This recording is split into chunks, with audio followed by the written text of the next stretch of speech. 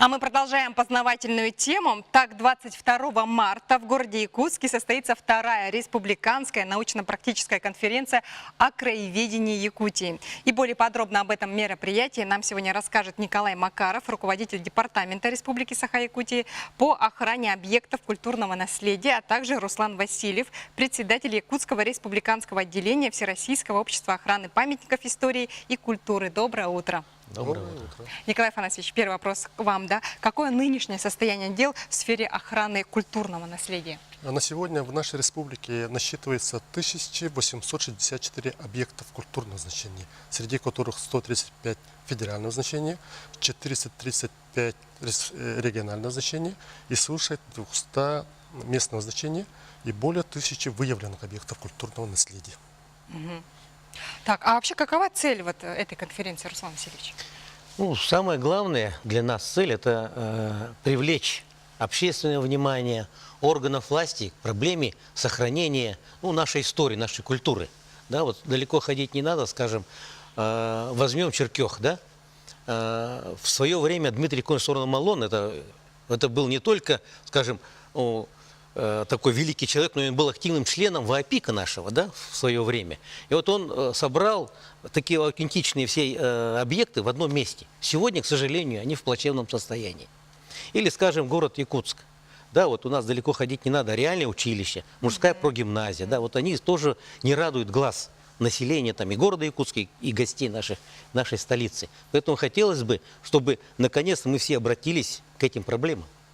А вообще чем будет отличаться эта конференция от предыдущей? Нынче же вторая проходит конференция. Да, конечно, вот я тут скажу, что вот на эту конференцию к нам приезжает председатель Центрального совета ВАПИК, это Артем Демидов. Да, он не только председатель Центрального совета, он является еще и членом Совета по культуре при президенте Российской Федерации. Поэтому, в общем-то, такая серьезный человек, да, и поэтому нам интересно, сравнить вектор развития. Вот мы движемся в правильном направлении или в неправильном направлении. Конечно же, это очень важно для нас, я думаю, не только для нашей организации ВАПИК, но и вообще в целом по этой работе по сохранению объектов культурного наследия. А в какой будет форме проходить конференция? Кто будет выступать ее модератором? Мы конференцию для удобства самих участников организовали в одном месте, музей «Моя история». То есть 5 секций будут проходить в одном здании. И в отличие от 2016 года мы сделали его чуть более компактным, организованным, с обязательными такими публикациями лучших докладов и с привлечением лучших краеведов нашей республики. Ну и с участием гостей из пределов нашей республики. А какие вообще актуальные вопросы стоят перед краеведами Якутии? Вообще, мы думаем, что не надо сильно различать сохранение объектов культурного наследия и других нематериальных предметов культурного наследия. У них проблема одна – это сохранение и доведение до следующего поколения в надлежащем виде. Поэтому, понимая все это, мы привлекаем и музеи, и школьные музеи, и учителей истории, и всех энтузиастов, которым не безразлично сохранение культурного наследия. Сейчас мы думаем над нормативно-правовыми актами, которые будут защищать наше нематериальное культурное наследие. И вот эта конференция, в том числе, как Руслан Васильевич сказал, мы объединяем всех, чтобы понять, к чему мы должны стремиться.